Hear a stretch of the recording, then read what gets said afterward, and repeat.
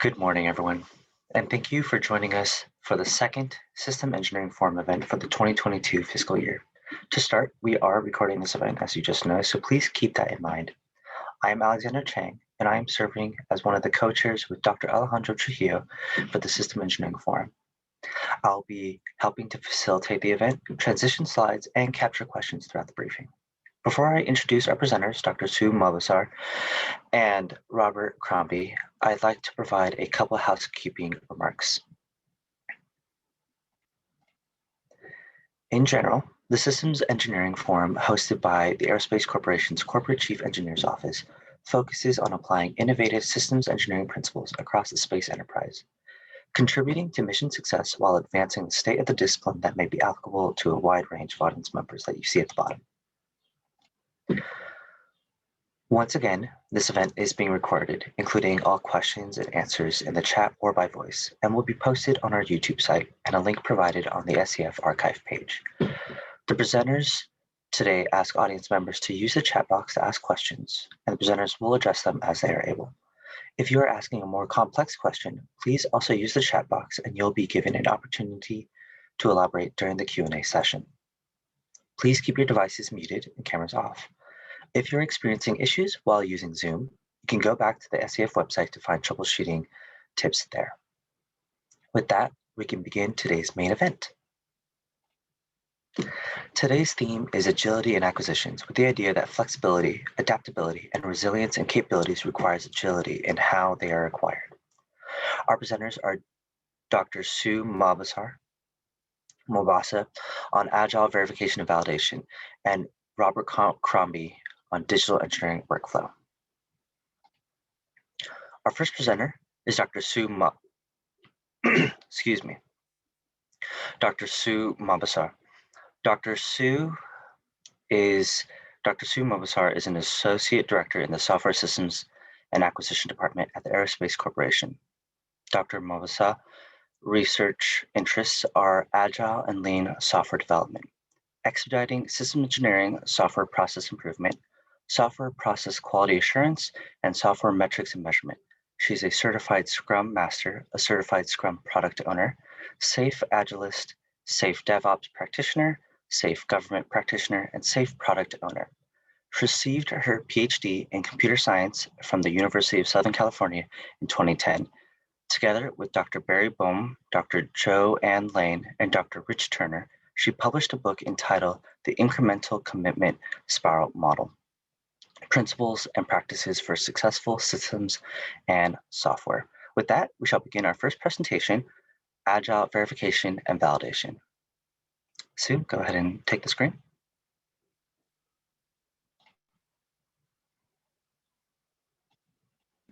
Okay, I hope you can see my screen now. Sounds good. Yes, go ahead. Okay, good morning, everyone. So today on the theme of agility and acquisition, so we're going to talk about agile verification validation.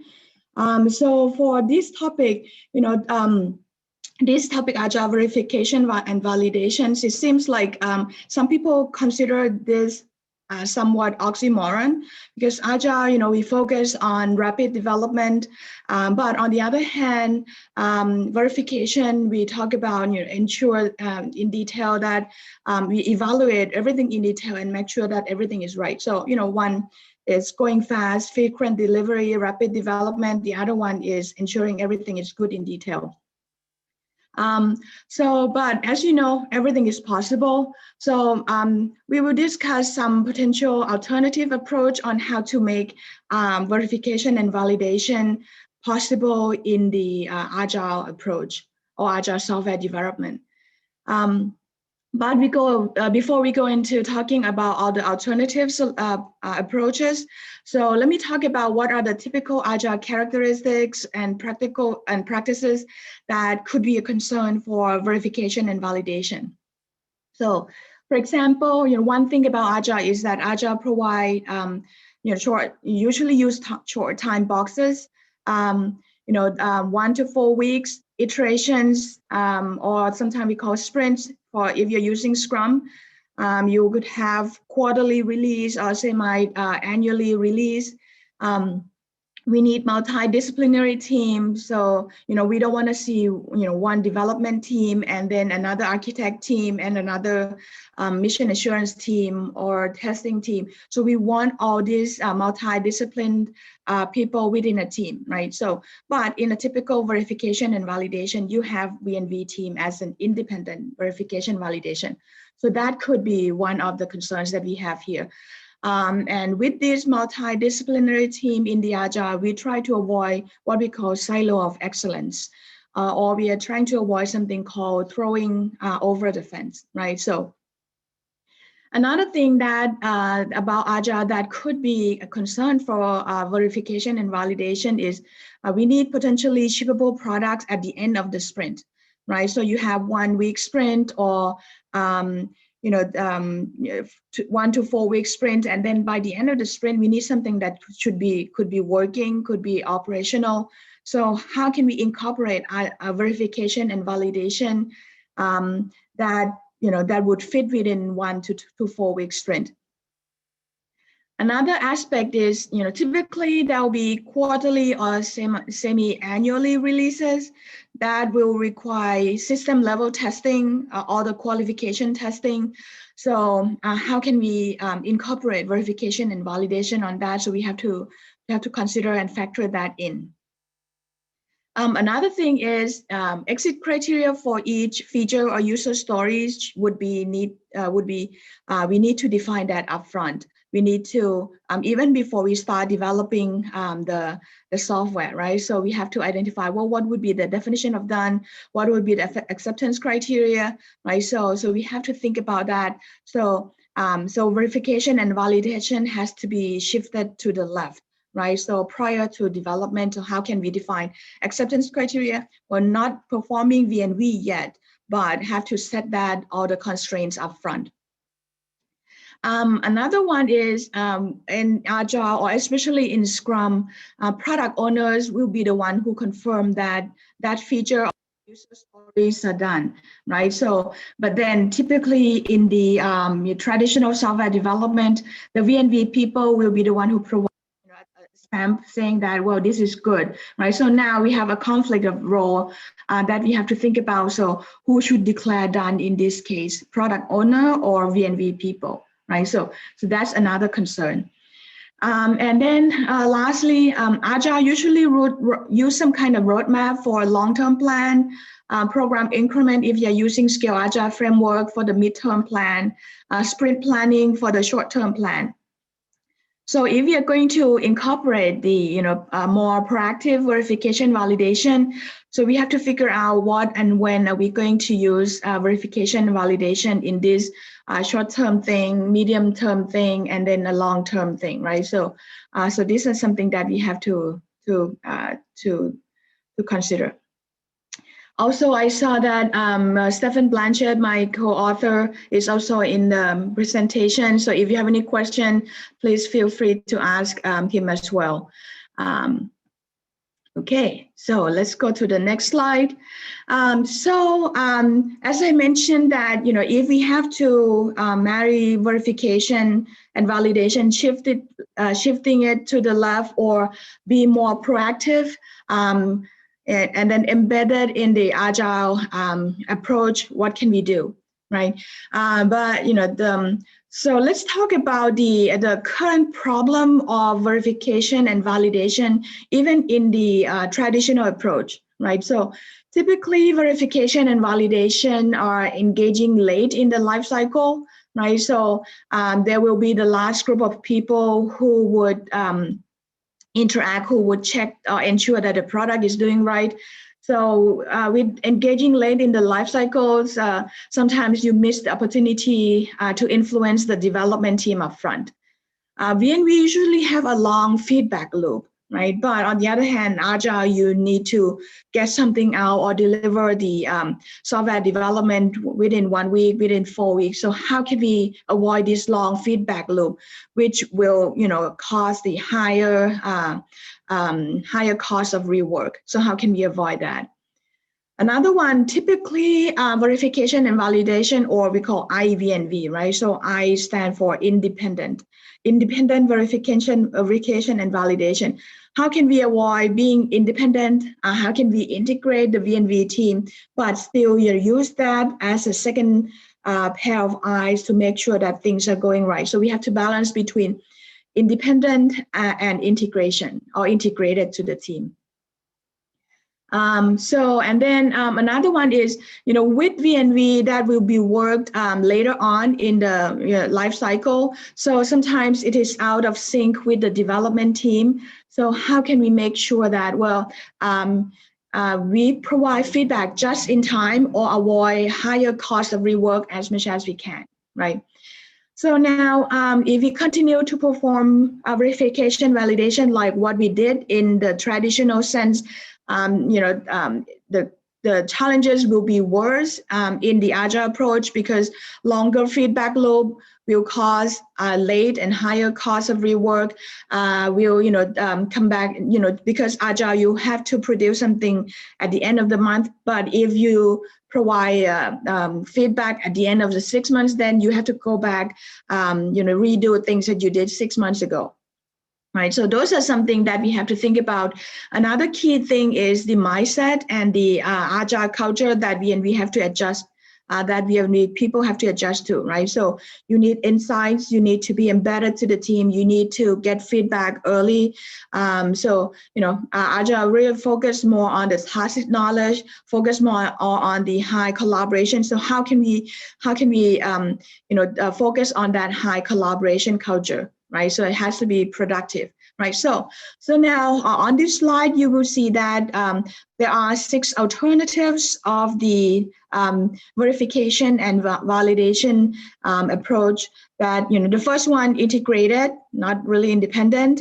The second one, we do the staggered, right? So the development team will perform that development in sprint 1 and then send it to V&V in sprint 2. Then how can we do that? We'll go into detail. Or use a Kanban style, right? So it's like a workflow.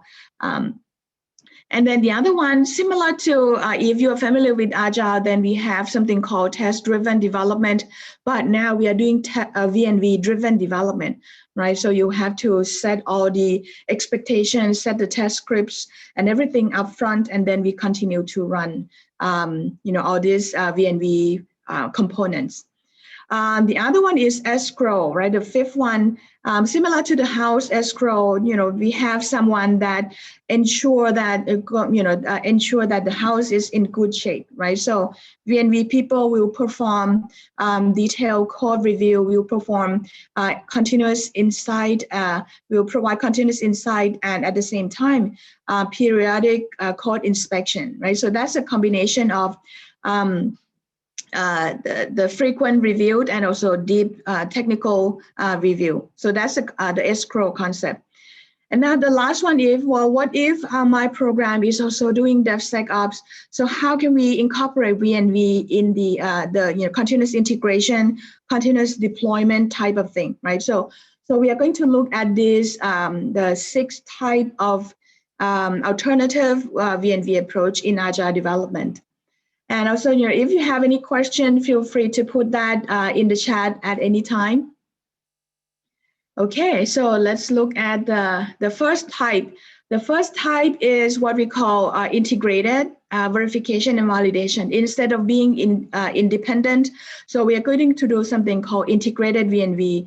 So as you can see from the picture on the right-hand side here, so these are pretty much typical Agile, Agile software development. So we have a program backlog, and then we pick that to work on a sprint. We have sprint backlog that we will work in that 1 to 4 week sprints. And then at the end of the sprint, you have something called potentially shippable product, right? And then, you have daily feedback that the team members will interact with each other. So now how V&V people can be embedded. So, so we have the black, the black icon here and the orange icon here represent this multidisciplinary team. V&V people will have to be embedded as part of the team too, right? So, but for if you're following Scrum, so we have Scrum Master who facilitate all the Agile ceremony. We have product owners who will provide requirements, clarification on the requirements. We'll check whether product is in good quality, satisfy the requirements or not. So this V&V person will have to work collaboratively with the product owner in approving the product. But before we can approve the product, so this V&V person will have to think about, well, for the backlog items that we are going to work in this sprint, so this V&V person will have to start developing evaluation criteria, think about what are the acceptance criteria, think about what would be the definition of done. And as within that 1 to 4 week sprint, the V&V person will have to continue providing feedback, right? So check the product, ensure that things are developing right. And then at the end, when the team produce the potentially shippable product, V&V person work with product owner to certify, to approve, to give the thumbs up, to make sure that the product that they deliver at the end of the 4 week sprint is good enough. Right, so that's the overall concept of this person has to be integrated, not independent to the Scrum team or the Agile team.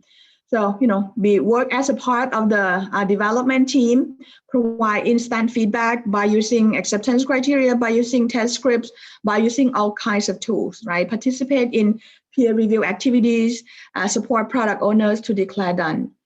The good thing is that you will have exactly, all the insights to development or the development activities. You'll be there to listen to daily feedback. You'll be in sync with the team. You have open exchange information, provide real-time feedback, right? So less cost of rework. You fix it before you release it. The problem is that you're now no longer an independent person, right? So you have, you'll be integrated. So, since you are too close to the development team, sometimes you don't see the problem, right? So you have to balance between that. You have to adjust to the team structure. V&V people usually are from different organizations, different departments. So how can we do that in a way that, well, we provide a balance between providing feedback instantly and then provide a separate set of eyes to review product. Typically, you would want one person to be embedded in the team. 5 to 9 people team. So, how can do we have enough people to do that, right? Another problem is this is going to be a very fast pace, right? So, so you need to code, to test, to revisit the architecture and everything within 1 to 4 weeks. Do we have enough resources? Can we work that fast, right? So that's something that we have to consider, pros and cons that we have in our program. Okay, so resources typically will have 1 full-time person per 1 development team. So that's some constraint that we have to think about. Okay, so if you have any question, feel free to put that in the chat. So, one comment that we have, it seems interesting that we have explicit V&V person. Yep. So, we'll have instant feedback. That's the extreme, the good point about this first approach. So the second one is what we call staggered V&V, right? So for this staggered V&V sprint, so you can see, take a look at this, right? So we will have, let's say we have 5 development teams. Each development team will pick and work on their own product, right? So, for example, in sprint 1, they're working on the green set of product, and then once they are done, they may have, they may do their own unit testing, they may do their own, integration testing or regression testing, and then in order to ensure that you have a good V&V, then all this, once you are done within your sprint, you send it to the V&V team to look at it, to ensure it, to validate it in the next sprint, right? So, for example, if you have 2-week sprints, the development team will work on that in the first 2 weeks and then send it to the V&V team. The V&V team will work on that on the second 2 weeks, right? So if there is comment, the cost of rework is going to be about 1 month, right? 2 weeks in development and 2 weeks in the V&V team, right? So cost of rework is somewhat medium, about 2 week sprint, or about no longer than 1 month, right? So same thing, second set of the second sprint, the development team will work on a second set, the orange set, and then send it to V&V team, so on and so forth, right? So that's the staggered V&V. So V&V team trails behind the development team 1 sprint.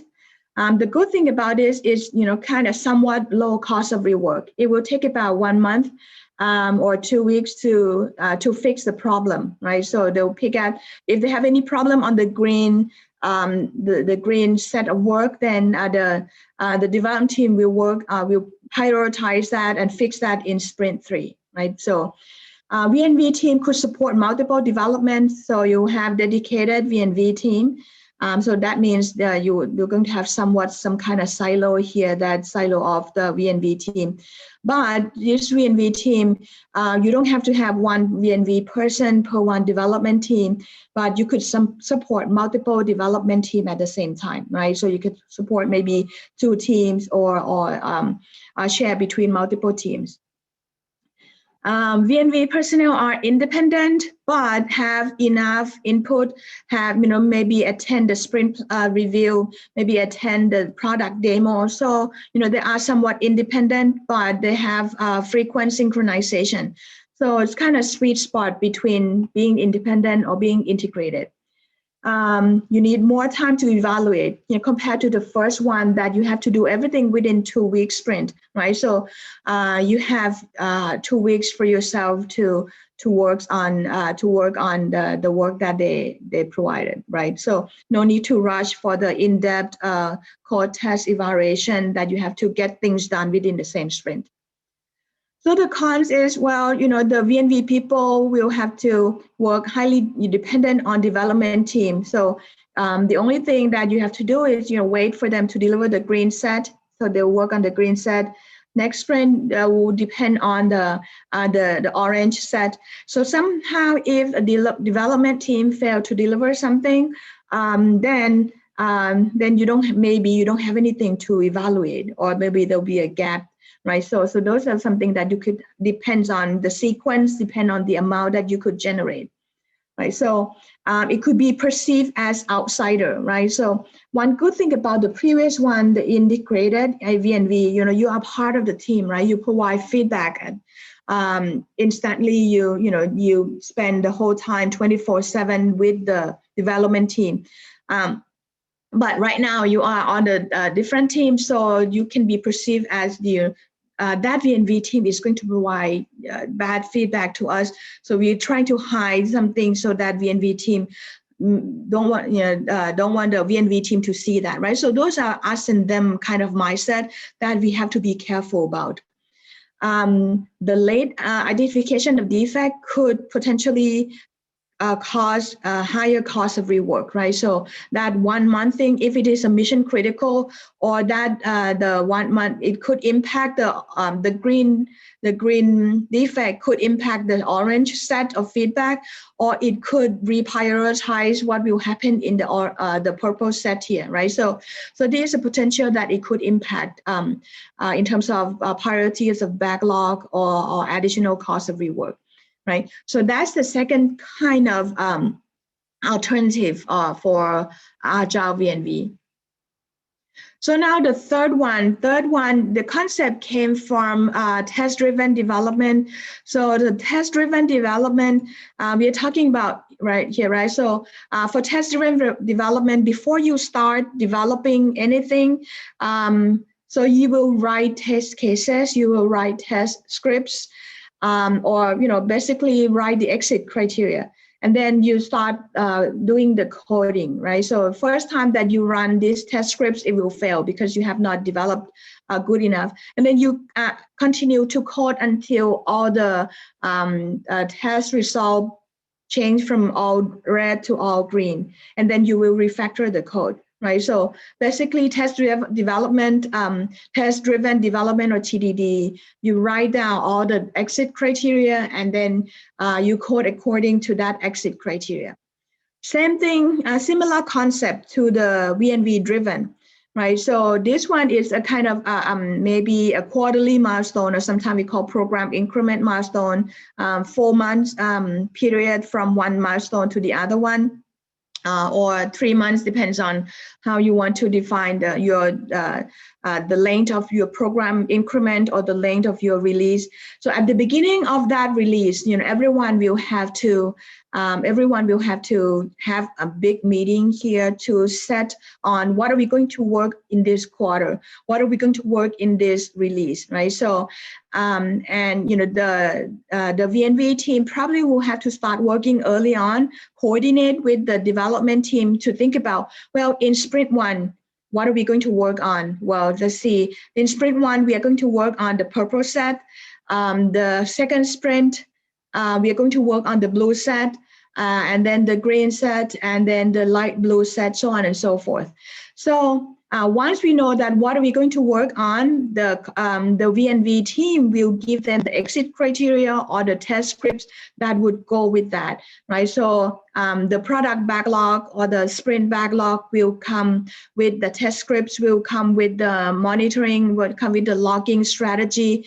So what the V&V team will do is that, so once you already give all the exit criteria, what they do is wait for the monitoring, wait for the test result. So you will see the graph, you will see the chart, you will see the dashboard that report all the test results, right? So if the dashboard does not go according to what you think, then you're going to provide feedback saying that, well, that is not good enough. You have to go back and fix that. If the log shows that there is a dip, there is the outlier, then you have to step in and then say that, well, that is not good enough, right? So that is extremely proactive from the V&V side, right? Provide test scripts upfront and then wait to monitor. And then, within this, make sure the V&V team has to be super proactive, provide all these scripts or provide all these exit criteria upfront, right? So that's the kind of V&V driven development. Similar to test driven development, define acceptable threshold or metrics upfront, run all the test scripts, and then you establish the baseline, establish all the threshold on what would be acceptable. You share the visible result. The development team will share the results to the V&V, online, real time, every day. The good thing is this is super proactive. Proactively set the goal, set what would be the metrics, set would be on the dashboard. You may not know the whole thing, but you know what the team is working on, right? Because you see the test result, you see the progress according to the metrics that you define. The cons on this is that it is quite a high upfront collaboration, right? So before you start working in PI planning or release planning, you need to figure out what you will do in sprint 1, sprint 2, and sprint 3. What would be those features, and based on those features, what would be the test result or test cases that you want to work on. You need the infrastructure, right? So all these test results or metrics will be reported on the dashboard. So all the infrastructure have to be in place. You need this monitoring dashboard, the tools, the environment. The V&V people will need to have access to their development environment, right? So, and it could be perceived as you give the answer upfront, right? Sometimes, so we need to have the domain knowledge, need to know what's going on, need to know what, clarify all the requirements upfront. The resources, one full-time person for a small program could do that, for 10 or 20 developers. But for a large-scale program, you may need from 3 to 5 or 10, depends on how many people you have, right? So, so that is the kind of concept for the third type on the V&V driven development. So now the fourth type is what we call Kanban, right? So Kanban is a technique that we borrow from manufacturing engineering, right? So you look at the flow on the the pipeline that you flow from one station to another station. For example, you can see here the Kanban board, right? So the simplest Kanban board that you typically see is you have 3 columns: to do, doing, done, right? So that one way to use Kanban board. Another way to use Kanban board is to what are the status of that particular tickets, particular user stories, or particular features, right? So backlog contains all the things that you have to do. And then maybe this ticket will be moved to requirements. And then after you define all the requirements, move to the design, move to the implementation, move to test, and then the V&V zone, right? So UNV evaluate, verify, validate, and then move to done. Right. So now it is it could be perceived as kind of similar to waterfall approach, that you go from requirements, design, implementation, test, and so on and so forth. But actually it is not quite the traditional, because these are you don't have any particular phase to do requirements. This is continuous flow, right? So you work on particular tickets, and these tickets move to design. This ticket, once it's done, the next team pull it when you have capacity. The numbers that you see here is the capacity of this requirements engineer, right? So requirements engineer can handle 5 tickets at the same time. So you see that there are 3 tickets, so that means you can pull another 2 tickets here. So that's what we call pull system. Once you have room to work on, you pull when you're ready.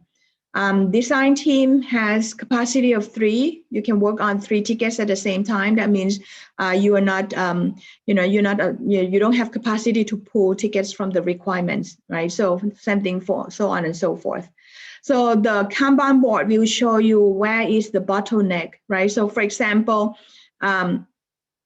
so you can see that, let's say test only have 1 ticket. So that means, well, maybe because V&V work is, is working slow, or maybe you don't, stuck at the implementation. So you see that where is the bottleneck on this Kanban board. It looks like the assembly line, you continuous flow of the task, and V&V will be the final step before you can declare done, or you stamp that it looks good, right? You can use the pull system. You pull as soon as you have capacity to do so. This is really appropriate for maintenance or sustainment or enhancement, or let's say defect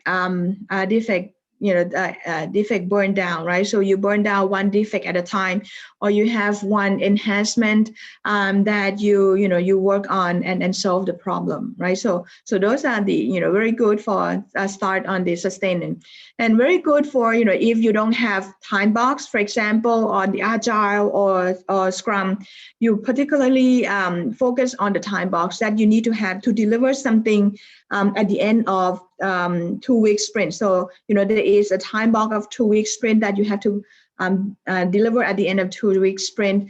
But Kanban, there's no time box. You work on the speed of the team, right? So continuous flow. Certain ticket could be deployed to done within a day, or could be deployed to done within 2 days or whatever, or within a couple hours is. If it is a minor ticket, right? So you don't have to wait until the end of 2 weeks to deliver the product, right? So no time box. Easy to see the bottleneck, as I mentioned. Cons, you need to know the WIP limit or the capacity that your team has. Need to manage the WIP carefully. Otherwise, you could block the flow. And especially when traditional IV&V will take quite some time to work on V&V or ensure that the product has all this good quality, right? So V&V could be perceived as the bottleneck here if you don't work fast enough, right? Another problem is, it could be perceived as it could create long feedback loop, right? For example, if a ticket is quite big, you may work one day in requirements, another day in design, another day in implementation, another day in a test. So 4 days that you have been working on this, and then V&V could take another day. So it takes 6 days to go back to the requirements again if there is any problem there. So it's quite high cost of rework, 6 days to go back and rework on potential problem, right? So somewhat late feedback loop. So that could lead to higher cost of rework. Instead of, they could get done in 4 days, but now you have to go back and fix that again. So it could be 10 days before you can deploy that, right? So that's somewhat kind of late feedback loop. IV&V could be, throwing wrenches, right? So if it is a late finding here, so it could change everything from test to implementation to design to requirements, right? So instead of, providing feedback loop, if there's a problem in design, you could have fixed and caught the problem there, but you wait until you're done with testing and so on and so forth, right? So, it could cause a major impact there. So resources, depends on the amount of or the speed that you want the flow of this system to be, right? So it could be if you want a good flow, then you need higher number of V&V people. So that's the number 4. So number 5 is the escrow. So escrow concept is somewhat independent and a combination of independent reviewer and also deep technical reviewer, right? So for the this group of escrow, it could be one person, it could be a group of escrow. So you have this release planning, you have this 4 months planning, and or 3 months quarterly that you have each sprint running, right? So at the end of the sprint, you'll have a sprint review, right? So that they will demo the product. The V&V escrow, the escrow people. Okay, let me go back to, I'll address the question later. So at the end of each sprint, we have this product demo. So these escrow people will take a look, will sit in at the sprint review, at the product demonstration, provide instant feedback right away. So if there is any problem, they'll fix that within that sprint or fix that in the next sprint, right? So the cost of rework is not that high, right? So one sprint away. And they will continue to provide feedback as product is getting bigger and bigger, right? So provide continuous feedback. If you have more resources, these escrow people could participate in sprint planning or participate in daily stand-up meeting, right? So you will see somewhat the insights on the development. And then, that's one continuous insights, continuous feedback for the development team. Now, before we released to the market, before at the end of the release or at the end of the program increment, the development team will deliver the product to this escrow team. This escrow team will do detailed code review, will do inspection, will do certification, will do code walkthrough before we can stamp and say that, well, this is something that is good enough. We certify, we approve that this thing will be released to the ops floor, will be released to the customer side, right? So combination of continuous feedback and detailed inspection. So practice just like escrow agent, ensure that the system is working properly.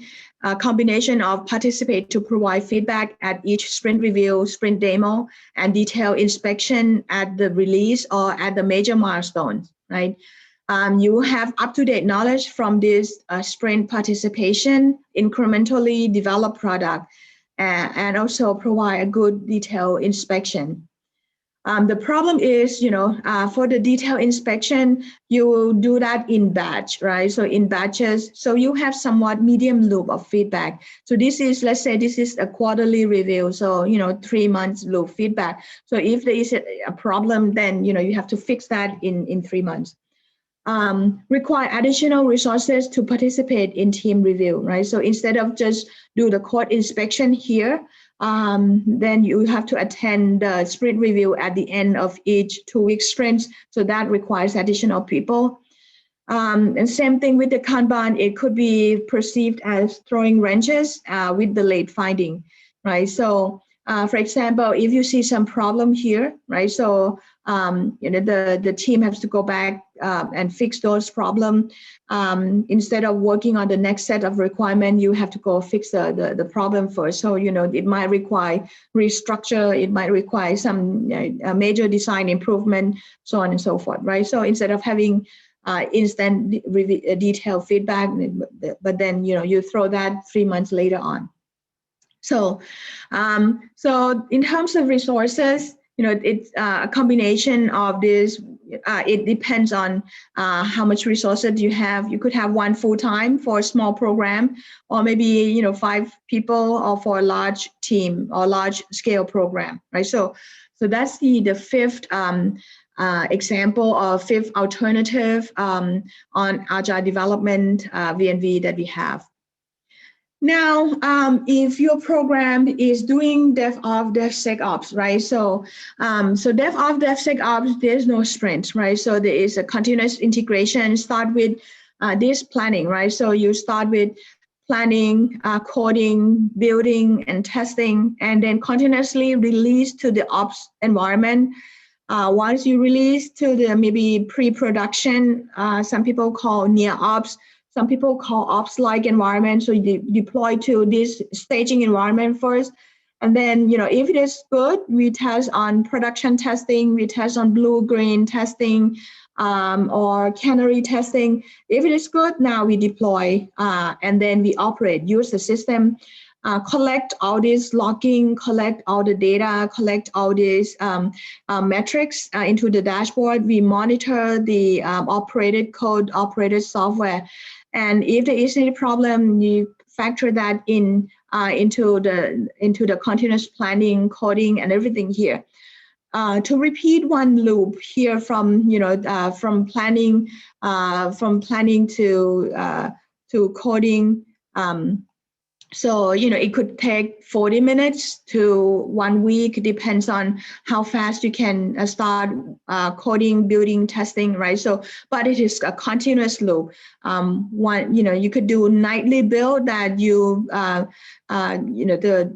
test and deliver and deploy every night, or this day with the DevSecOps, you could do it, deploy and test and release as soon as you want to. Netflix or Amazon will release 100 times a day, right? So for the government program, so maybe you don't want to deploy new things to the ops floor 100 times, 1,000 times a day, but you can do as soon as you see, you check all this testing, unit testing, integration testing, regression testing, canary testing, penetration testing, and everything. Once you ensure that it is good enough, then you deploy, right? So it depends on how fast you can V&V or certify the product. So now let's think about, well, what can V&V people be embedded into this, right? So you could start from testing, right? So supply all these test scripts, or perform all this testing, perform all this code inspection, use all the quality control tool, and then once you deploy or release to the staging environment, pre-production environment, you start collecting data here. Do all kinds of pre-production testing, production testing, and all kinds of the code quality control that you would like to. And then when you deployed it, then you also test in the deployment environment, collect data, and then feedback, and check the feedback, and then help the team to replan, and then continuous development, continuous deployment, with the DevSecOps teams, right? So that's the part that the IV&V people will participate in the code, test, release, and deploy. So now let's see, for the practices, you will need a lot of automated testing, because for DevSecOps, DevSecOps, you can deploy within 40 minutes, you can deploy within 5 minutes. So, you cannot do manual testing which can be a bottleneck for the DevSecOps pipeline. So for V&V in DevSecOps, really need to focus on automated quality assurance, automated testing, automated code scanning, check all this vulnerability as much as you can, right? So automate as much as you can. Cover from testing in test environment to the releasing to staging to the ops-like or near ops environment. Again, so this is good, easy to start with some kind of sustainment or enhancement program where you have a good set of architecture, where you have a good set of foundations, and then you can continue to add new features, add new capabilities, right? Good thing is, to support programs that require continuous delivery, right? So DevOps, DevSecOps, you continue to deliver, continue to integrate, continue to deploy. Doesn't matter you deploy to the production environment or ops floor or even to the staging, right? So, so you need this automated testing, right? So and then continuous monitoring. The cons on this is you require highly automated processes to make sure that you can support this CI/CD pipeline, because manual evaluation will definitely slow down the process. But as you can see that sometimes V&V process, you need to do some code walkthrough, you need to do manual evaluation. So the higher number of manual evaluation that you have, that will definitely slow down the process. So we have to rethink on anything that you can do, human on the loop, in anything that you can do human over the loop or human in the loop, right? So anything that you can move from in the loop to on the loop, that could be just, provide some kind of monitoring rather than be there as a gate before you can deploy to the next step. So when you need a lot of automated testing, then you need people with the skills to do all these automated testing, automated processes, and you require this first-class configuration management, version control, all these, trunk management or branch management, all these kind of CM pipeline software factories that you have. And this could be a big challenge for the traditional V&V that you typically will take time to check everything in detail, do all this inspection. Another thing is the product is never finished, right? So, this infinity loop is definitely infinity. So you have to make sure that everything that can be automated, will be repeated at any time that there is a new feature that is coming in. To resources, similar to the previous one, you definitely need one full-time person for a small program, 3 to 5 to a larger scale program, but definitely you will need this person that will be equipped with the highly automated testing skill, right? So that is the last approach on the 6 alternative that we have. So you can see that we discussed about the agile concept that could be somewhat constrained to the traditional way that we perform V&V, right? For example, quick loop feedback, right? So for example, something that we try to avoid higher cost of rework, try to balance between being integrated with the team or being independent, try to make sure that we have good enough insight so that we could provide timely feedback. So as you can see that there is no one size fits all here. It depends on your program. If you are, it's a system enhancement or kind of DR burn down. So I would, recommend either Kanban or, you could do escrow or you could do DevSecOps. If you would like really embedded team, then you could go with the integrated V&V, right? Be part of the team, spend time doing daily stand-up meeting with them, planning with them, but you need to be super proactive to make sure that the team can code, can test, and you can approve within a sprint. Work collaboratively with the product owner. Make sure that you clarify what is your role as a V&V and what is the role of product owner, that typically product owner will be the one who clarify the requirements and will be the one who declare done. So now with V&V and with product owner, who will be the one who declare done, right? So that's the integrated V&V. Staggered, we'll have a dedicated team that work one sprint behind. So that is also a good balance, a good sweet spot between quick feedback and kind of medium, low to medium cost of rework if you have any problem, right? But if your V&V team could support multiple teams here. But the potential problem is that once you have your own team, similar to the escrow, then you could be perceived as, those us versus them kind of mindset. You are your own silo, right? So how can you keep yourself to be embedded enough to have a good enough or good frequency in synchronizing with the team, with the development team? So, V&V driven development and DevSecOps are super proactive, need a lot of automated testing, a lot of automated quality assurance as much as you can.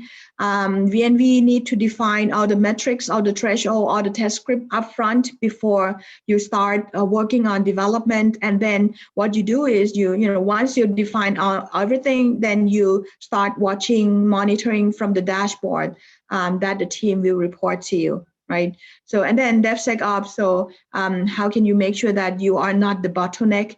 You are not, slow them down by having all these manual checking, manual process. So, no one size fits all solution. So you could conduct the independent or integrated verification and validation in an agile environment for sure, but it is still an open problem. It depends on what type of agile teams you have, depends on what type of agile methodology you are using, right? But these 6 approaches, 6 alternatives here could get you closer to marrying between V&V and the Agile, but just have to pick the right method that would be compatible to your process. You will need to understand the context and the goals of your program so that you could pick the right right trade-off, the smart trade-off among the options that you have. So I think that's all I have. Any questions that anyone may have?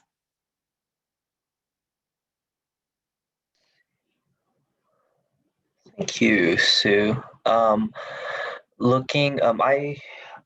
guess I had a question. I was wondering how this is mainly related to the first approach, but how does a V&V person that's integrated with the team create entry or exit criteria for fields that may be outside their area of expertise?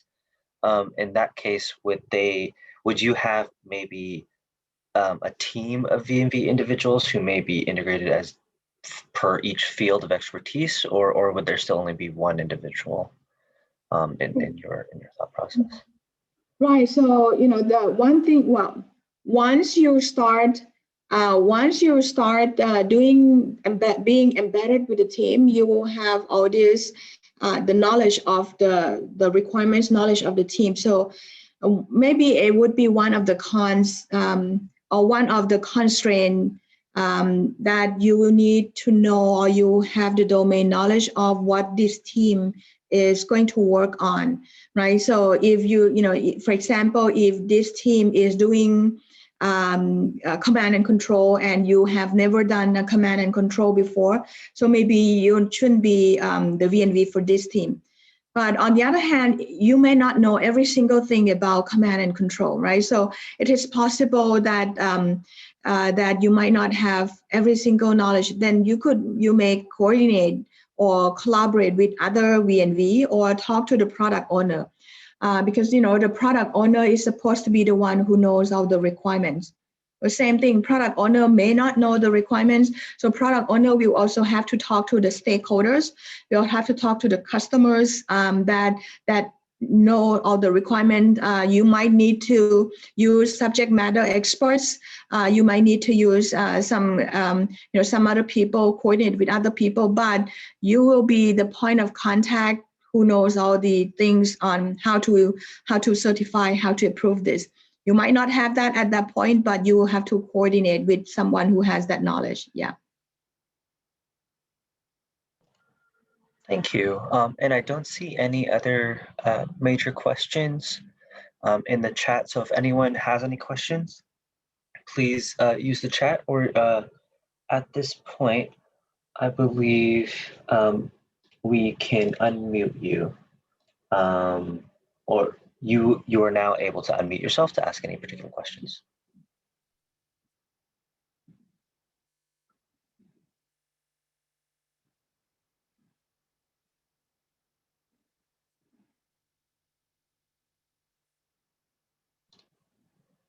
Okay. It doesn't seem like there are any other questions at the moment. Very good. Sue, are there any parting comments before we take our break? Well, there's no one size fits all. You just need to know, and then you probably will not get it right at the first time. So maybe you just like when you adopt something new, you will need to have continuous improvement. So at the end of each sprint or at the end of period, then it is common to do some kind of retrospective that, well, the Agile V&V approach that we are doing, would that really fit, right? So if it doesn't fit, so don't, too risky or too much constraint, then give yourself opportunity to improve your process. Thank you. With that, I think we can conclude our first presentation. We will be taking a 5-minute break before we begin our next presentation with Robert Crombie. So with that, there we go. Okay. With that, we will begin a 5-minute timer from here.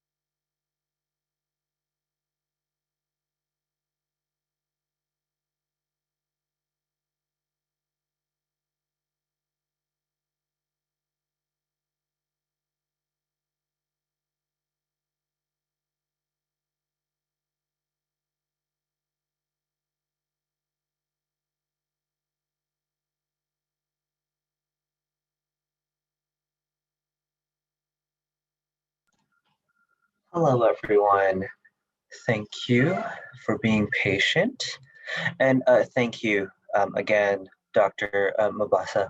We will now be going into our next presentation. Our second presenter today is Robert Crombie. Robert B. Crombie has been involved with research and development of aircraft and space systems for over 40 years.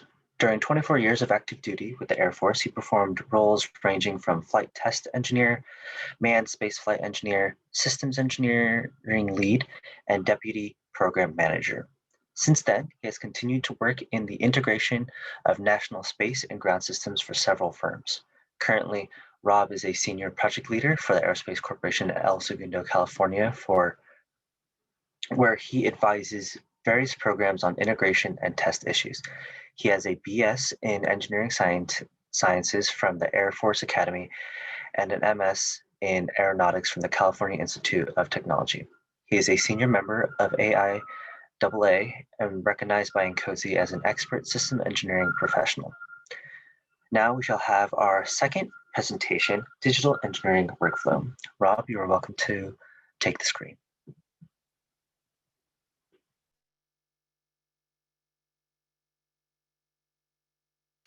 Thank you, Alex. And Alex was also an important part of this presentation as well. I want to say at the start that new capabilities are often need a system of systems approach to identify the updates to current systems and the requirements for new acquisitions to ensure they will all work together in harmony. A repeatable digital engineering workflow can make system of systems engineering more agile. Rob, I don't believe you're sharing the screen at the moment. Thank you. Yeah, so Alex will also be briefing here with me. So we're going to tell you about a digital engineering workflow exercise we did, it was over a year ago, to show how system engineering and digital engineering steps combine into a practical digital engineering workflow. We used a weather monitoring example modeled in the Cameo MBSE tool. So the digital engineering workflow is for a pre-acquisition system of system engineering process to determine the preferred solution architecture and to make the system requirements ready for an acquisition. Intermediate steps elaborate requirements and concept of operations and performance. The DE workflow will show how these core information elements are used in our 6 steps of the process.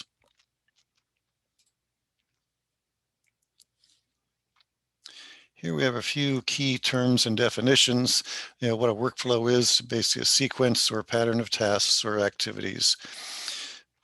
The digital workflow means the activity performers are connected digitally and the information is also digital.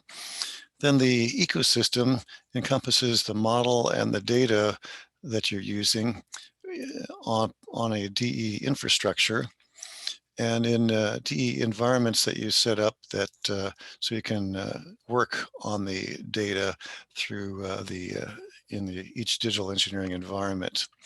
So the digital engineering workflow then implies this digital workflow is performed in a digital engineering environment. Now, it's important to notice that digital engineering does not replace engineering or systems engineering, but augments it. So you're really performing systems engineering in a digital environment, and in our case, system of systems engineering.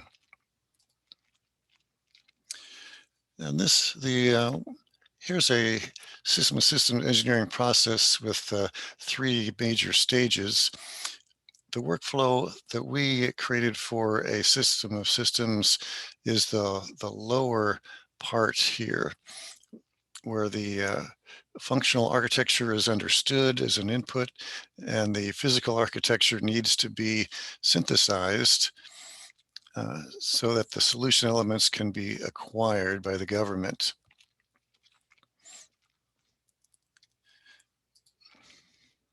Our assumptions here that we had a limited time. We performed this exclusively in the MBSE tool Cameo Systems Modeler. And we didn't do any analysis. We took advantage of analysis performed in a prior study with similar models, and they had an integrated analysis tools integrated with their models and requirements. So our exercise just made use of those existing analyses. Now we're not going to show you our functional performance requirements, except for some high-level functional requirements in this presentation. So here again are the inputs and the outputs with the digital engineering workflow in the middle there, showing this 6 steps. The inputs are the use case for your mission, the concept of operations, thread of mission activities, the functional architecture that's already been developed, and then the top level requirements for your system of systems, the capability requirements. The outputs after you're done, you'll want to have a physical architecture of the programs, the systems you want to acquire or modify, and their system requirements, all the functions and interfaces defined for every program that you're concerned with, and the performance requirements for each program. So we'll go through these 6 steps and how they're handled in the digital engineering workflow. So the inputs come in on the left side. We'll go over each of these steps in turn, and at the end, we'll have the outputs of the solution architecture and its requirements. So let's go into, but before we begin, we will go to the, Alex will talk about how it's handled in how the data is set up, the inputs are set up in the, before we start the digital engineering workflow. Alex? Thank you, Rob. To start performing system engineering in a DE environment or ecosystem, we began ingesting the various documents that Rob mentioned earlier of interest, such as the SOS requirements, ConOps, et cetera, that you see at the very top here. All of those are meant to be captured digitally rather than through their document formats. So the question becomes, what does capturing them digitally mean within our context? And so we can go to the next slide to go into a bit more detail there. So what we mean is to understand the key pieces of information that make up all of these components. When you say a ConOp, what is that composed of? When you say a performance requirement, what is that composed of? So highlighted in the red in the center with an example on the right-hand side is how we define a performance requirement. The weather monitoring space segment shall measure cloud accuracy of an XX% daytime. This is a relatively standard performance requirement, but using the format that you see immediately below that, we can start to understand what may be the more base pieces of information. The performer is the weather monitoring space segment. The function is to measure cloud cover. The performance metric is daytime accuracy, and the performance boundary is greater than XX%. We repeat this process and continue this procedure through all the documents and all the more aggregate forms of information to break them down into unit pieces that you see at the very bottom, what we call authoritative sources of truth that contain model element types. What we have done in our exercise, the information was broken out into users, performers, activities, information elements, relationships, performance metrics, and performance boundaries. That isn't to say that these are meant to be exactly followed. This is through our experience, through this exercise, that this is what the model elements or the most common reusable elements came to be. These unit pieces became the foundation for all future aggregate information as we progress through the 6 workflow steps. Rather than reusing the unit pieces of information, we are enabling an ability to query them in order to make fuller sentences. Rob will now elaborate on each step as I describe each step, how each step is performed within our pseudo D environment. Rob, back to you. Okay, so let's go through the workflow step by step. This workflow step 1 is called Define the Analysis Framework. And it has 6 different subsets, and this is where it really sets you up for success if you know why you're modeling what you're modeling and how you're going to do the trade-offs. So the first, so the analysis framework for our weather monitoring example, we define the problem and its driving requirements. So our problem was to develop a weather monitoring space and ground architecture that utilizes a common satellite bus, common mission data transport services, and then meets the allocated functional and performance requirements. The driving requirements are the twofold: the revisit rate for global collection, that is how frequently you come over the same point on the ground, and then the data latency for how long it takes the your users, the weather centrals, to receive the collected raw weather data from space. So these are the 2 driving requirements we're concerned with, and our objectives and factors were, the objectives are determined when to get the best value architecture in terms of performance and cost, and then the factors include the revisit rate, our driving requirements, data latency and cost are going to be the factors we use to make that trade-off. The analysis models we're going to need are going to be reusing those used in a prior exercise for revisit rate and cost, and adding on to that some analysis model to determine raw data latency. The methods for this are, the analysis methods will be using are identical to the ones used by the prior exercise to determine revisit rate and cost. That's revisit rate's a function of orbital dynamics. The additional analysis method is how to determine raw data latency, and that's basically summing all the latencies of the intermediate steps end to end. Excuse me, the tools will be use the same tools we used before. AFSIM was one of them, and then an additional analysis tool will be needed to determine the raw data latency. So those are the first 5 of the 6 sub-steps. The last step is to define your analysis scenarios and the data. The scenario and data for this will be identical to those used by the prior exercise, which are basically your initial conditions, where what orbits are you in and the like, and what is the geographic area of interest and that the user is interested in.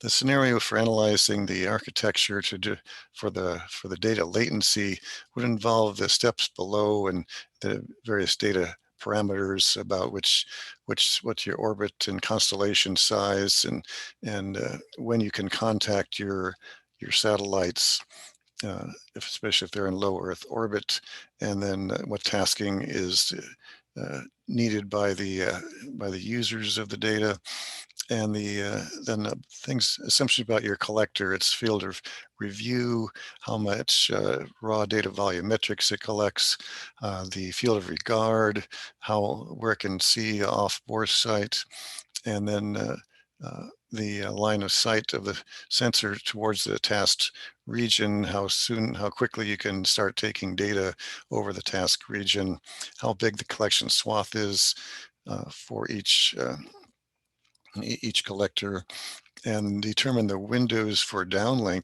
to ground stations. Where are your ground stations around the globe, and when can you get the data, collected data down? Then what is your downlink data rate?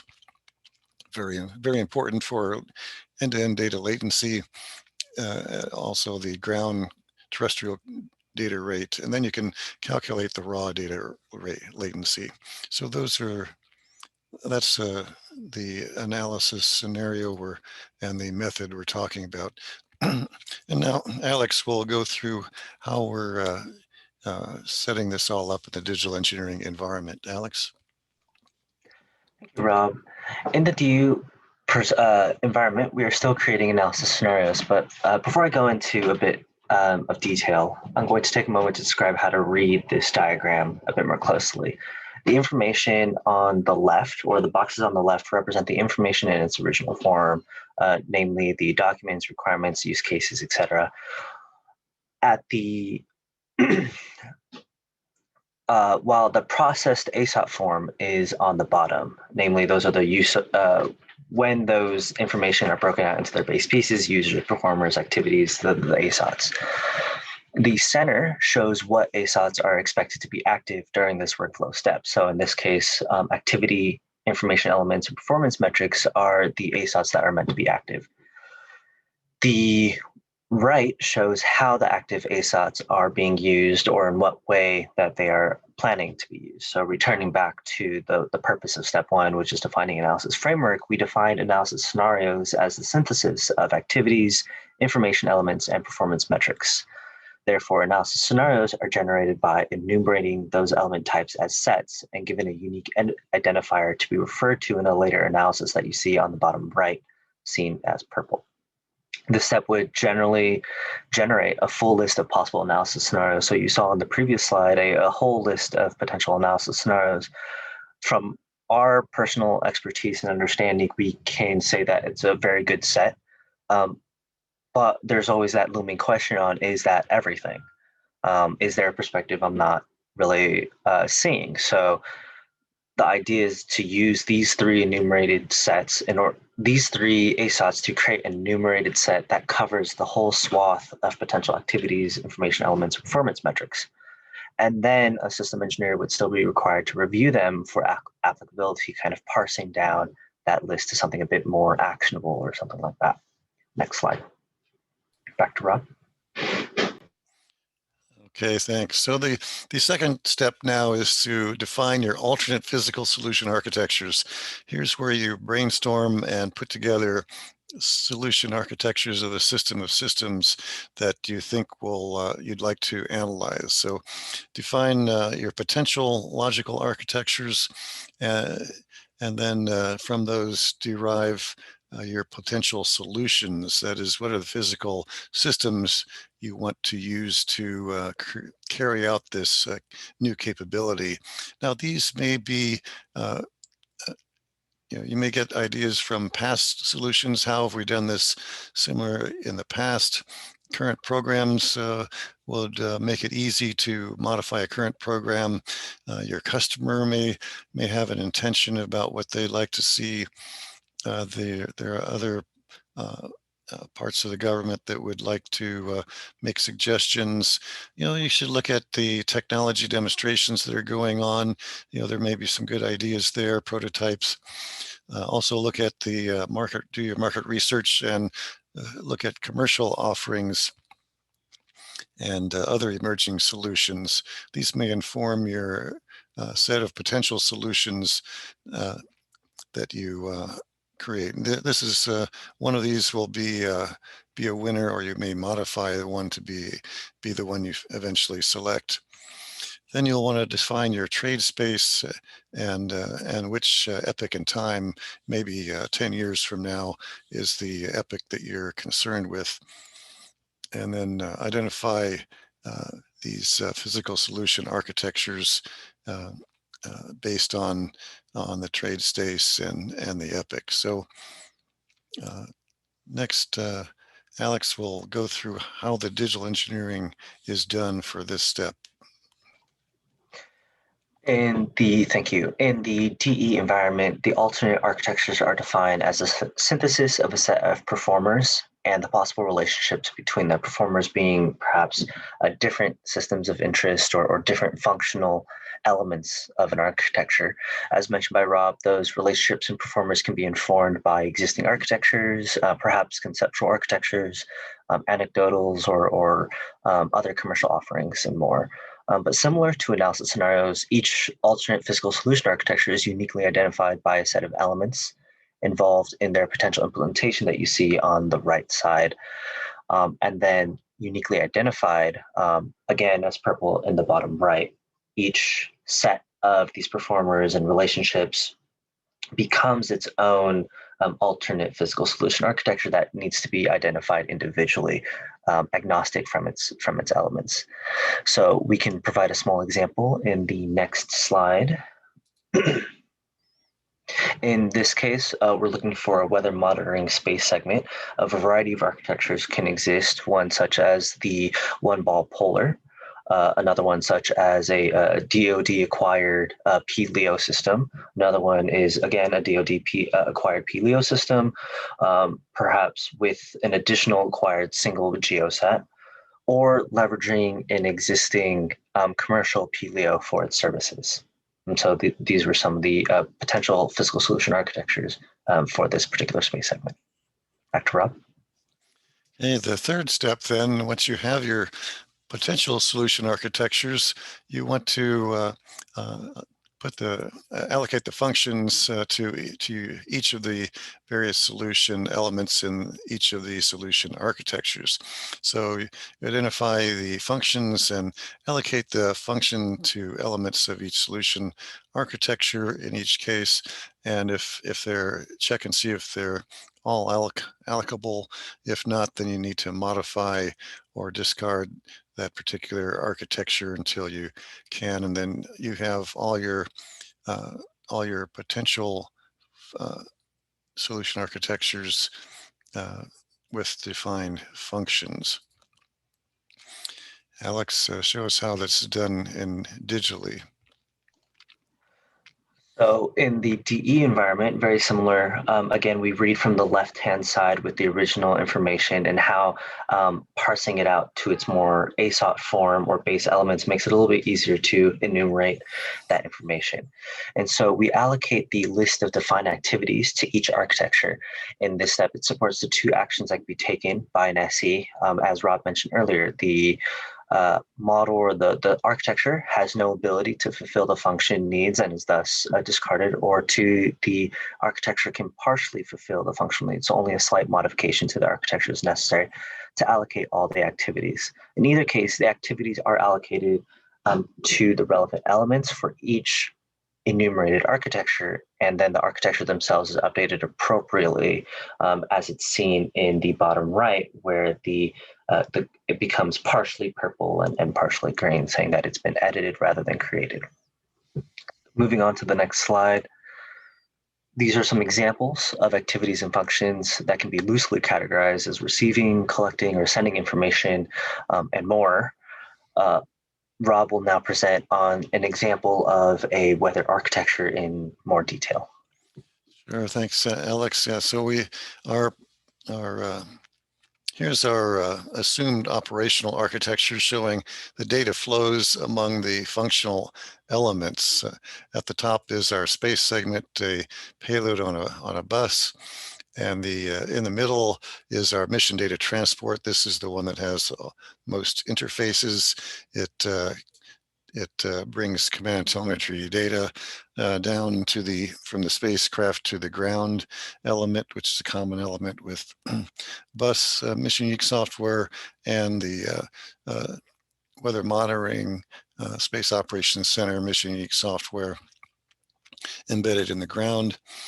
The space segment also sends down the mission data, collected raw weather data, down to the centrals where there's a weather monitoring data processing mission unique software. And so there's, and the centrals then produce the weather products and data needed by others. And if you see the same in our MBSE model, this same connectivity is shown in this block diagram of an operational structure. Here you see the, and then some function requirements down below. Here you see the space segment at the top with the mission data transport in the middle.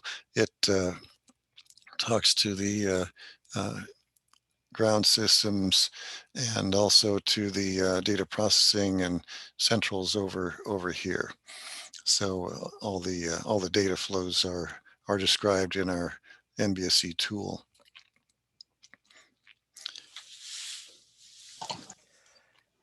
As mentioned earlier, activities and functions will be allocated to performers. The columns here represent the performers that we saw in the previous slides as boxes, while the oblong shapes in the columns are the activities and functions themselves. You might be wondering why we are starting from the performers and moving on to activities rather than the other way around, where you start from activities and move on to performers.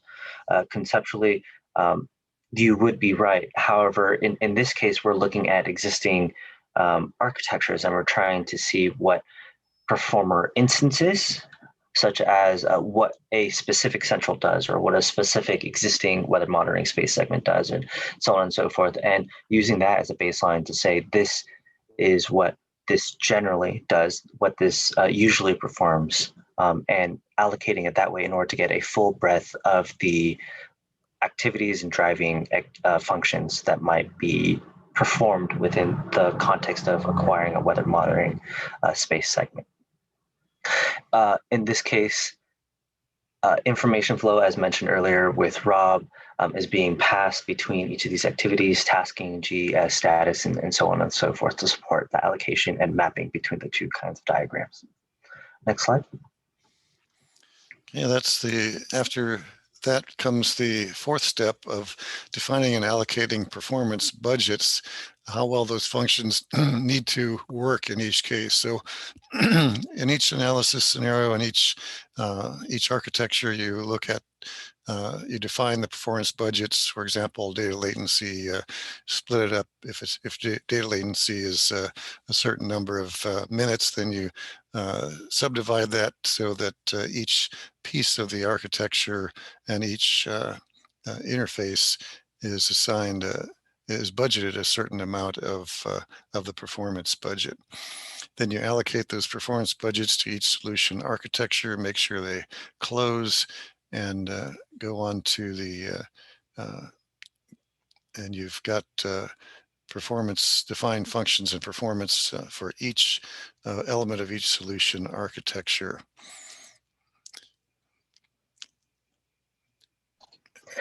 In the DE perspective, the framework for the entire trade space is set up, taking the tools and scenarios defined in step one. Each set of analysis tools, scenarios, and alternate architectures is enumerated again as a study awaiting results. So this is not necessarily meant to say that the DE environment explicitly performs a study, but within our exercise, it just provides a space in order to capture that study that awaits results.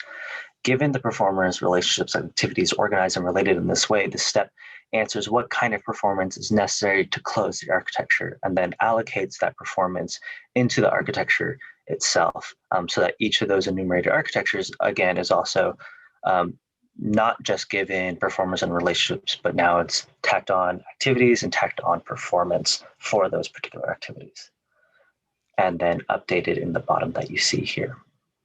Next slide. And now that you know the functions and performance allocated to each part of your system of systems for several system of system combinations, you can now perform the cost analysis and determine the of these feasible solution alternatives.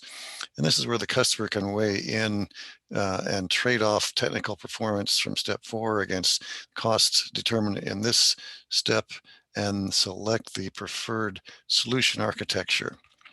Now, this wasn't accomplished in our exercise because of our time limitations. And here's how it's done in the digital engineering environment. So very similar to the previous slide, or the previous step that we saw earlier. In the DE environment, the list of possible architectures with defined performance is available for costing. since everything has already been allocated to the relevant architectures. Organized in this way, how much would acquiring that system cost? How much would acquiring the entire architecture cost? This allows the presentation of a spectrum of results for decision-making, balancing architecture, performance, and cost, as Rob mentioned earlier. Additionally, once a selection is made, the entire thread of architecture considerations is built into the model itself, as you see on the far right. The performers have already been defined, the activities have been allocated, the performance have been further allocated, and the information elements have been allocated as well. This allows us to directly elevate the selected solution, minimizing the amount of compiling or compilation and document creation. Next slide. Okay, now that you've selected the preferred system-of-system architecture, you can complete the functional and performance allocations for all the systems within that architecture. So each element, the bus and the payload, the ground, the data processing will have its own set of system requirements, interface requirements, and so be ready for acquisition. So here you send, you allocated, you take, because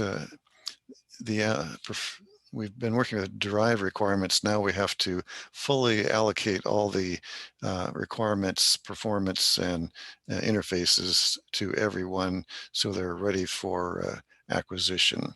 Alex will now show you how that allocation looks in a digital domain, and we'll conclude with observations about our modeling. Alex?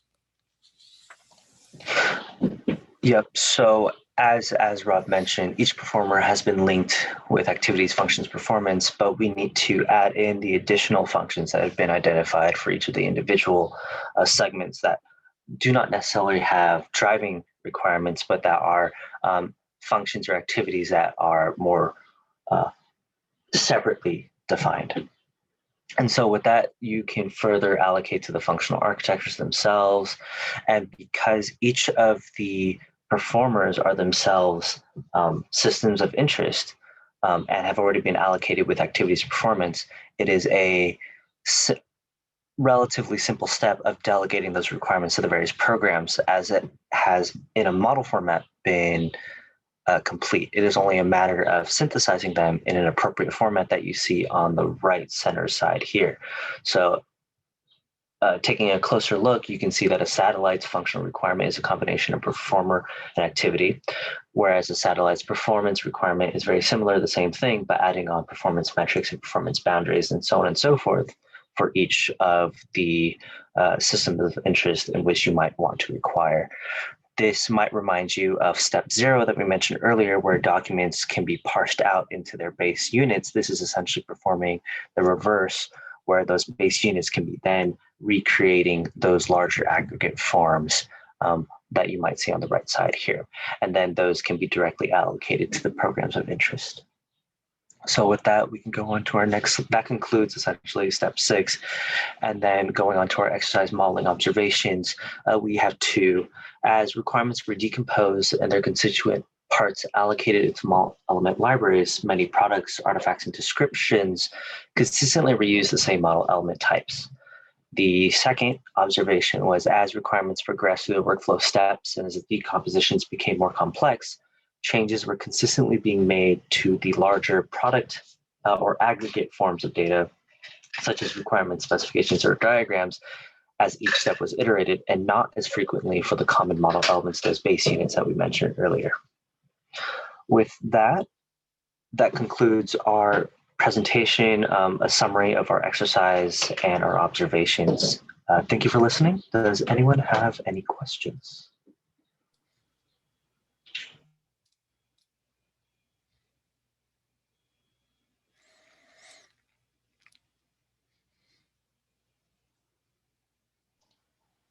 Rob, it looks like we have.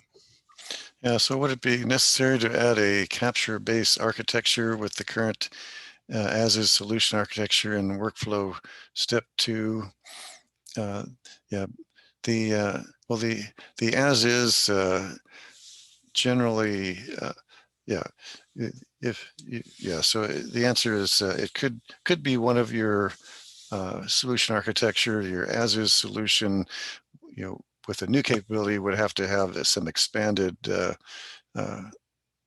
In general, it wouldn't do the new capability all by itself, so it'll need some enhancements. So the as-is solution could be one of your potential solution architectures. Yes, so you would. I hope that answers that for Jamie. I might also add to that as well, is that if the current as-is solution can already perform the solution, then there wouldn't exactly be a need to be performing this DE workflow. So we have to assume that at the beginning of this workflow, at least, and Rob, please correct me, is that the as-is solution is no longer a solution. There's a function within that architecture that is no longer being fulfilled. And so the DE workflow would be identifying that functional need within the no longer as-is solution architecture. Right. And then Sue has a question as well. You mentioned that you have a time limitation that you can complete all the experimental steps. So if you have the time, what would you do more, or what is the next step? Yeah, the next step would be to remove some of the limitations on and actually connect our modeling to some of these analysis tools and methods like FSIM, and actually run the process that we couldn't get to outside, that was just kept within the MBSE tool. So we would want to interact with the analysis, bring in and out, bring it back in, perform more digital engineering on real data, not just assumed data.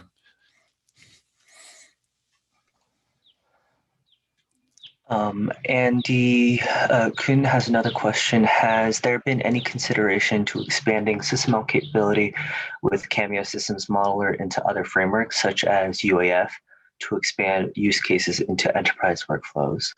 I might be able to answer that if that's okay. Sure. As far as we understand, Cameo Systems Modeler does enable a UAF plugin. As you may have noticed within a few of the diagrams, UAF was used to actually model our exercise. And so we did try to incorporate use cases at a higher level of abstraction.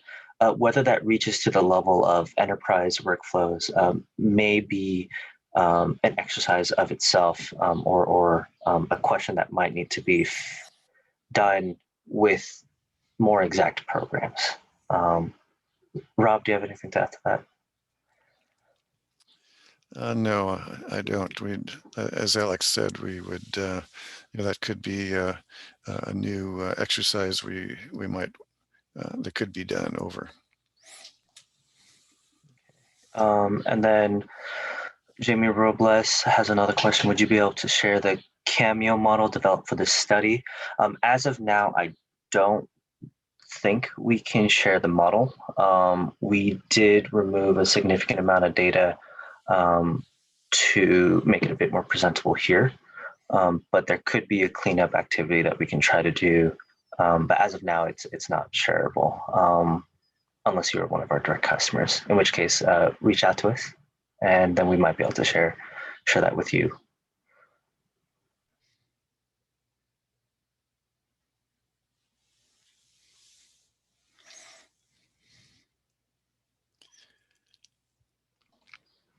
Hey, are there any other questions?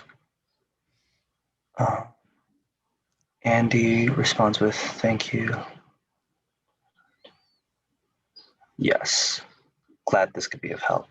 Any other additional questions?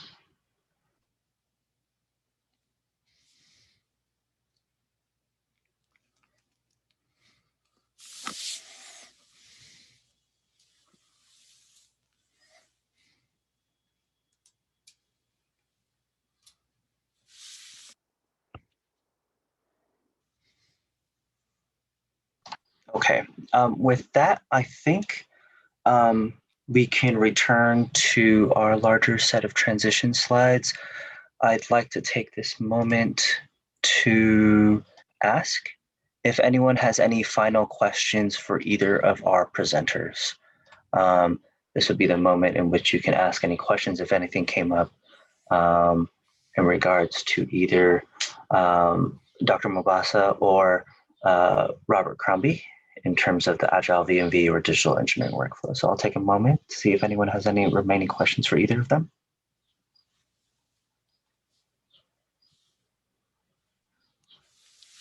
Okay, with that then, thank you, Sue and Rob, our presenters today, and event administrators for bringing this all together.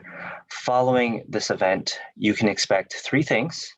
First, a PDF of the presentations will be made available for download on the SEF archive site itself. So if you weren't able to get them from the chat, you can receive them from the archive site. Second, the recordings of these events will be made available on the Aerospace Corporate YouTube channel and linked on the SEF archive site. So keep a lookout for that. We'll be sending out a notification to you all and the rest of the subscribed members. And third, a quick 3-minute survey will be provided to garner some additional feedback. Any feedback is absolutely appreciated. So please let us know how we did, whether the presentations aligned with your own thoughts, whether you might be seeking more detail on certain specification presentations or any additional kinds of presentations for the future. The last set is, if you have not done so already, please register for our upcoming events. Our next event is themed Digital Engineering in Practice in June with an episode in Agile Anti-Patterns and Verification and Validation of SysML Models. And with that, thank you for attending. That concludes the second event of the 2022 System Engineering Forum. We wish everyone a wonderful day. Thank you.